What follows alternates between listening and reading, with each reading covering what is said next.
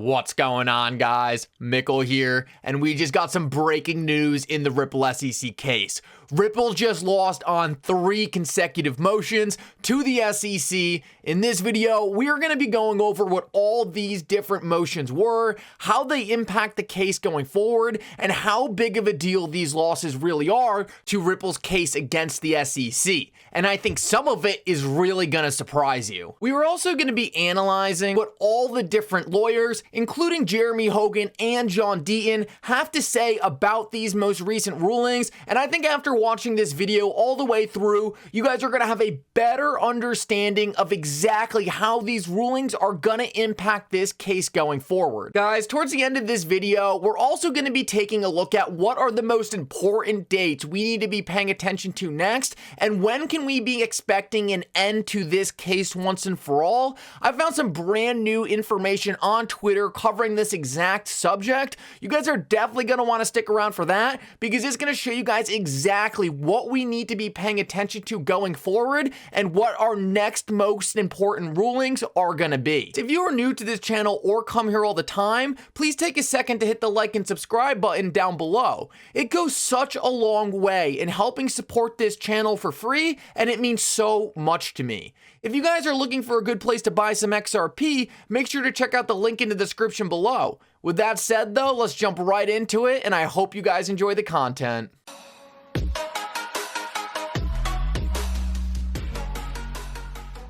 Alrighty guys, let's break this down, and I know it might seem scary at first. Ripple takes 3 losses. After watching this thing through, you guys are going to have a very good understanding of the significance of these losses and how it affects this case going forward. So just make sure you stick around for this whole thing, and you guys are going to be totally caught up to speed. So just today, out of James K. filing, court denies the Ripple defendant's motion to strike the Mets report, reopens discovery until May 13th to redepose Dr. Metz.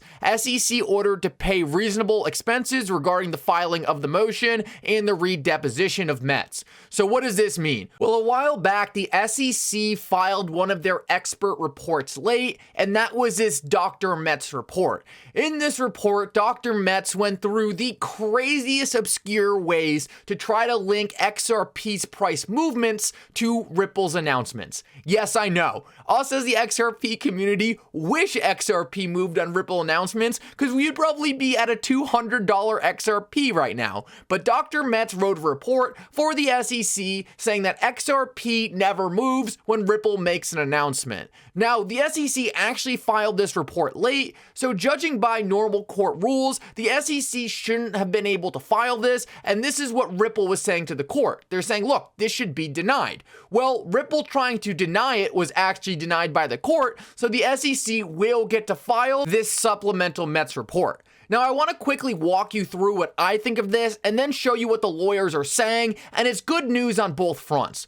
First of all, I read through the Metz report, and let me tell you, as someone who understands cryptocurrencies at a very high level, understands engineering in general, I'm a biomedical mechanical engineer, I could not understand what this report was supposed to say. It was so obscure, so technical, there was no way the judge is going to be able to take any meaningful data from this Metz report. So whether the SEC gets to file this thing or not, I don't think it's going to persuade the judge one way or the other. At the end of the day, this dude was paid to say that the XRP price depends on Ripple's announcements, and he's a PhD mathematician. So of course he's going to produce some obscure data that kind of looks like what he's saying is correct. But the thing is he had to go through so many different lengths to try to actually make this data correlate, because we know it doesn't correlate, that it made it so confusing that I don't think the judge is actually going to take anything meaningful from this report. But if we take a look at what James K. Filan had to say about it, he says that the court criticizes the SEC, finding that the SEC has conducted itself improperly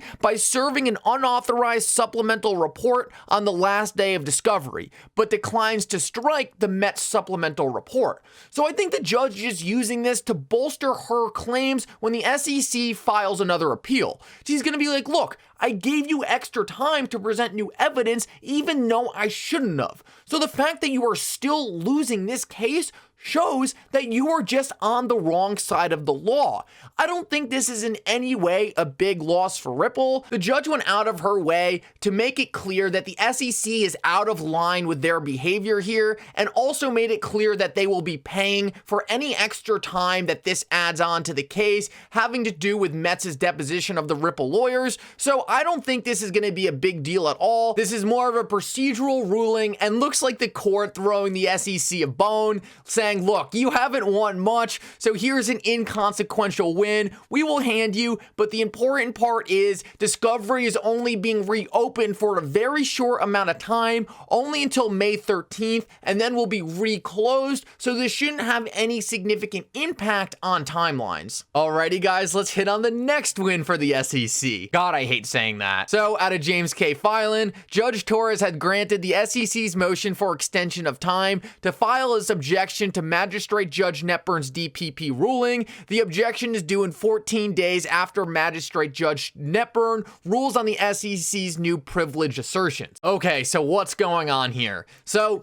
after the DPP decision, where the court said for about the 1 millionth time, SEC, you have to hand over the emails from Bill Hinman to Ripple, the SEC is once again trying to object to it. This is in no doubt simply a delay tactic. The judge and the court are not going to change their minds on this ruling, no matter how much the SEC begs them to. The court has made it very clear, you are going to hand over those emails, and even if you keep on delaying, we are not going to change our minds. Now, the SEC is going to take their opportunity and keep on delaying. But this is nothing more than a delay tactic because none of this is going to change. The court has made it so clear already that a Ripple will get these emails one way or the other. So I don't really see this as much of a big deal. The SEC is simply asking for some more time to make up their next excuse on why they shouldn't have to hand them over, but we already know the outcome of this. It's just adding another 14 days. Yes, no one wants this thing delayed 14 more days, but this lawsuit has been going on for over a year and a half. So what's 14 days really going to do if the SEC is just going to get a smack down again at the end of it?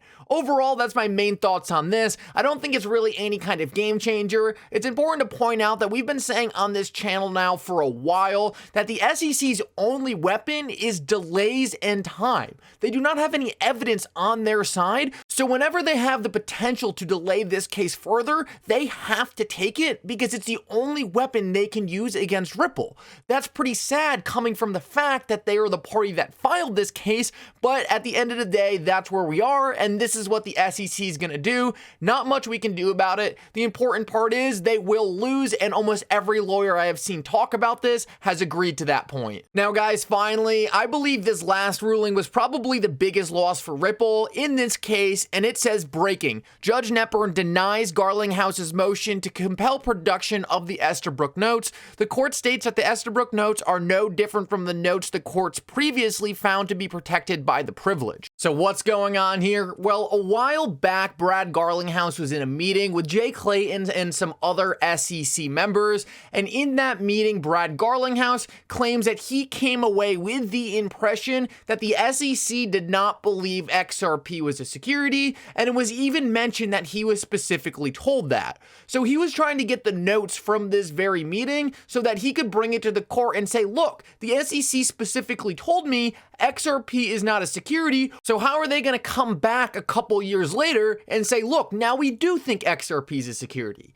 Now, Brad Garlinghouse and Ripple were denied these notes by the court, but there's something very important we need to be paying attention to, and why, although this seems bad on the surface, it's actually not as bad as you might think. Well, who better to break this down than Jeremy Hogan? He says, I expected the SEC to win this motion and agree with the judge insofar as she reviewed the notes and applied the DPP factors. Also, I tweeted back in February, I don't care too much. Garlinghouse was on the call and he can testify about what was said, uncontroverted. And what does uncontroverted mean? Well, thank God for Jeremy Hogan, because I didn't know what it meant either. He said the idea of uncontroverted evidence is very, very powerful in law. It's evidence that must be believed by the court. So unless the SEC comes up with evidence to the contrary, whatever Brad Garlinghouse says about that conversation is what took place. no questions asked.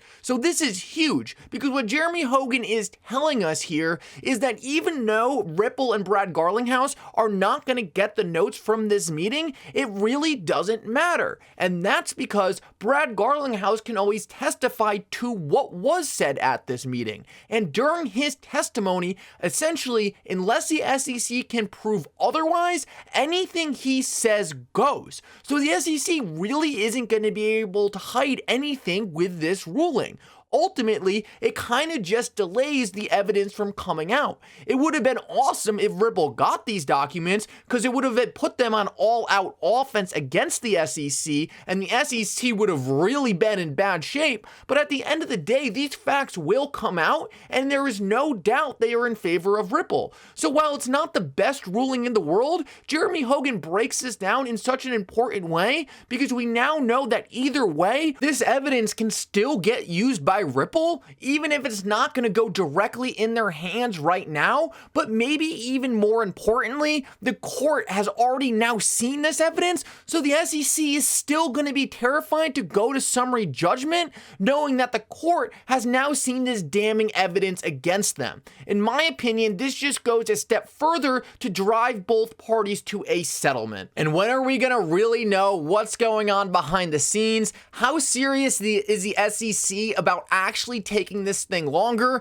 or are they bluffing right now, and are they ready to settle? Based on what I'm seeing, it looks like we are going to know Friday. Based on what the SEC says about summary judgment, the general consensus is the sooner the SEC moves up summary judgment, and how willing they are to not delay summary judgment later on, is really going to tell us how much the SEC actually wants to continue this case, or how much they want this thing to be over with ASAP.